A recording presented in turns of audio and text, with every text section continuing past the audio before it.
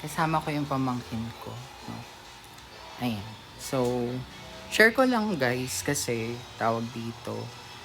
Nilibing na yung lola ko. Kahapon, nagbanding kami nung tita ko na pamangkin ng lola ko. Na-mention sa akin ng tita ko na nakausap niya yung katulong ni nanay. Meron kasing kaibigan yung katulong ni nanay na nung mga last few days nung lola ko sa hospital, buhay. Tawag dito, gabi yun, nagigising, lipat na akong kwarto. Medyo maingay yung pinapanood ng pamangkin ko. Okay, so, yan. Okay, ayan. So, tawag dito, nakakwentuhan ko yung tita ko na kahapon na pamangkin ng lola ko. So, pinsan ni daddy. Nakausap niya yung katulong ng lola ko. Yung katulong ng lola ko, may kaibigan siya na nagbabantay sa kanya sa hospital. Mga last few days niyang buhay. So, sabi nung tita ko, nagigising ng gabi. Hindi na mention sa akin ng tita ko anong oras nagigising, ganyan. Tapos sinasabi daw ni nanay na may bisita. Ayan. May bisita, dalawa. So, syempre, chine-check nung kaibigan ng katulong ng lola ko. Wala naman pumapasok sa pinto, nasa hospital pa ha. Ilang beses daw nagising, tapos nagagalit daw. Sinasabi na may bisita.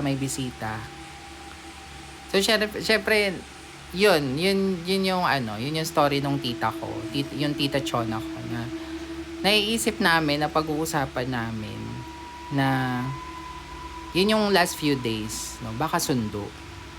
Tapos, naalala ko yung si nanay ko, namatay kasi yung tatay namin. Yung tatay ko na, yung tinuring ko din na tatay, o lolo namin, asawa niya. At saka yung anak na lalaki ni nanay na sumunod kay daddy. Namatay. No? So, dalawa. Hindi kasi na-specify nung lola ko kung lalaki ba o babae sumusundo. I mean, kung lalaki ba or babae yung bisita. Basta sinasabi lang ng lola ko na may bisita daw. So, baka nag-hallucinate. But anyways, ito yung na-research ko. Ayan. So, nakita ko may mga pala. Kasi ginamit ko yung Google Gemini.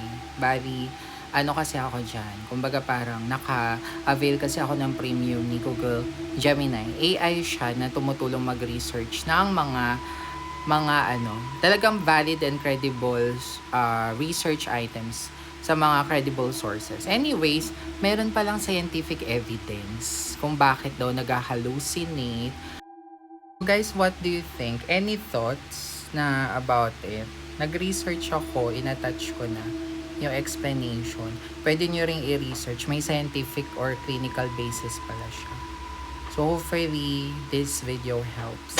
You can comment guys follow and share me for more tips and tricks about health and nutrition. And this is Julian Valiao, your daily registered nutritionist and dietitian. Bye for now.